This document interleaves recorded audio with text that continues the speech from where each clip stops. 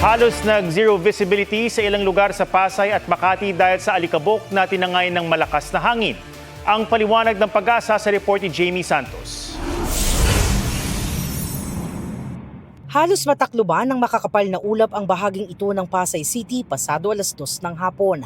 Ayon sa uploader, malakas ang hangin noong mga oras na iyon. Akala raw nila may sunog sa lugar, unti-unting nagdilim ang paligid. Tinatayang tumagal ito ng 30 minuto hanggang sa humina ang hangin. Nasaksihan din iyan sa Makati. Tingin ng netizens, tinangay ng malakas na hangin ang buhangin at alikabok mula sa nire-reclaim na bahagi ng Manila Bay.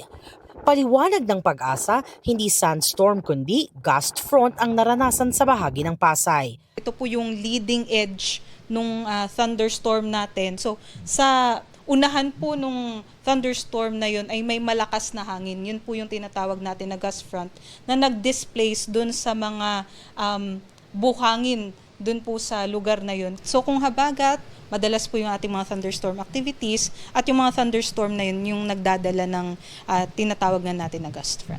Bukod sa biglaang pagbabago ng visibility, maaari ring may dala itong panganib sa kalusugan dahil sa maliliit na particles na natatangay ng malakas na hangin. Kasi yung mga maliliit na particles na yun ay possible ay mga part of pollution nga natin. So kailangan po talaga, if ever meron po tayong mga gust front, ay magdala na lang po tayo ng pwedeng panakip sa ating mga ilong para hindi po natin ma-inhale yung mga harmful na substances na nandun po sa hangin natin. Jamie Santos, GMA News.